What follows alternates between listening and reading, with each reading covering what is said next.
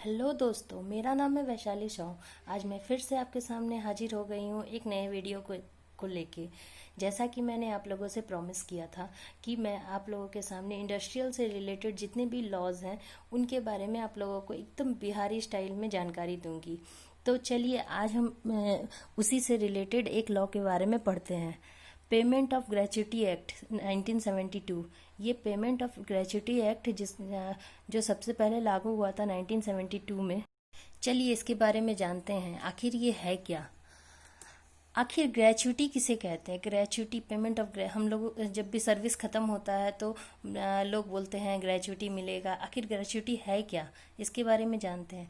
Gratuity एक monetary benefit है, मतलब कह सकते हैं एक गिफ्ट है जो एम्प्लॉयर अपने एम्प्लॉयज़ को देता है ड्यूरिंग द रिटायरमेंट। जब कई सालों तक एक ही ऑर्गेनाइजेशन में रहने के बाद एक एम्प्लॉय अपने ऑर्गेनाइजेशन को एक अच्छी सर्विस प्रोवाइड करता है और उस सर्विस के बिहाफ में एम्प्लॉयर खुश होकर एक गिफ्ट देता है, जिसे ही ग्रेच्युटी का नाम दिया गया है। यही ग्रेच्युटी एक्ट 1972 में लागू किया गया था, इसे ही ग्रेच्युटी कहते हैं। अब चलिए समझते हैं ग्रेच्युटी के लिए क्या क्राइटेरिया होनी चाहिए। Eligibility of employer and employ.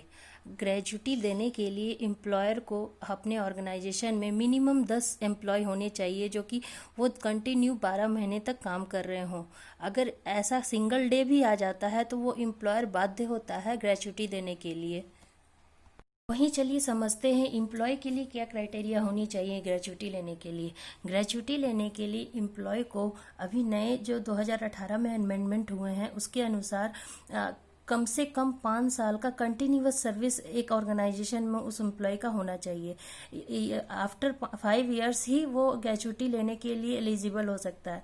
कभी कभी ऐसा होता है कि एम्प्लॉय 4 साल या 7 महीने 8 महीने करके ही छोड़ देता है। इस केस में भी वो एलिजिबल है उस ग्रेच्युटी को लेने के लिए।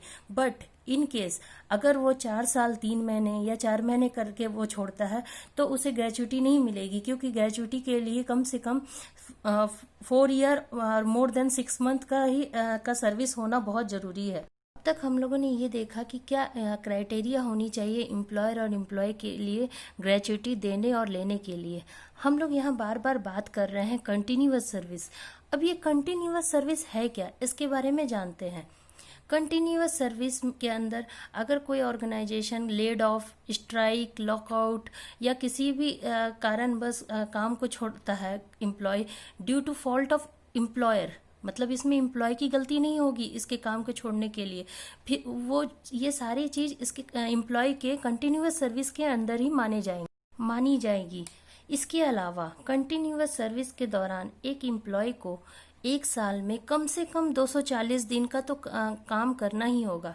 इस बीच ही अगर लेड ऑफ होता है, स्ट्राइक होता है, लॉकआउट होता है, सीजेशन ऑफ वर्क होता है किसी भी कारण बस एम्प्लॉय के फॉल्ट के दौरान, तो ये सारे कंटिन्यू में ही आएंगे।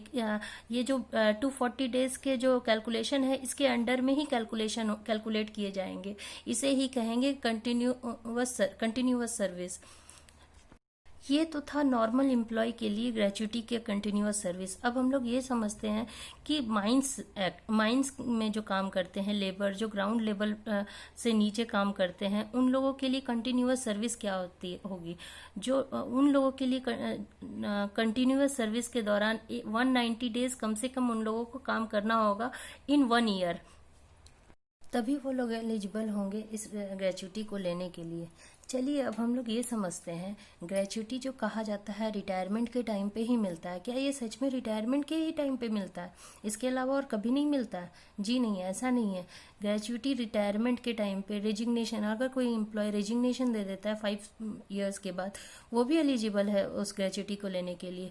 किसी का अगर एक्सीडेंट हो जाता है after 5 years of continuous service, मतलब मैं मिनिमम 5 ईयर्स वाला क्राइटेरिया बता रही हूँ, इसके अलावा आगे जितना वो सर्विस करेंगे उसमें भी उनको मिलेगा ही।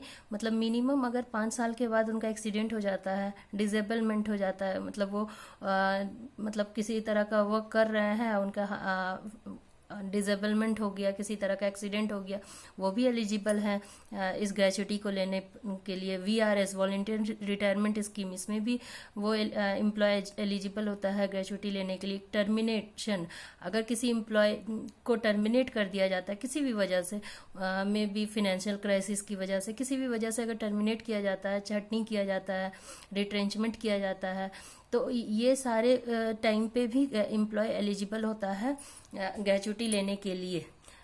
चलिए, अब तक तो हम लोग ये देख लिए कि ग्रेचुटी किसे कहते हैं, किन्हें दिया जाएगा, किस किस टाइम पे दिया जाएगा। अब चलिए ये ग्रेचुटी का कैलकुलेशन कैसे किया जाता है इसके बारे में ध्यान देते हैं।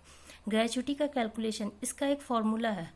जो फॉर्मूला ये है 15 मतलब 15 इंटू लास्ट ड्रॉन सैलरी। इस लास्ट ड्रॉन सैलरी में आपका पूरा सैलरी को इंक्लूड नहीं किया जाएगा, सिर्फ बेसिक और डीएनएस अलाउंस, मैंने बेसिक प्लस डीए, यही आप दोनों कंटेंट आपके लास्ट ड्रॉन सैलरी में ऐड किया जाएगा। Into number of completed years of service, मतलब जितने साल आपने वर्क किया है वो टोटल नंबर, ये सारे का डिवाइड बाय 26।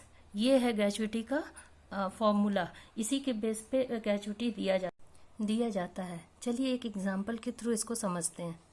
जैसा कि आप देख रहे हैं, मिस्टर बी एक एम्प्लॉय है जो एक ऑर्गेनाइजेशन में पिछले 12 साल 8 महीने से काम कर रहा है।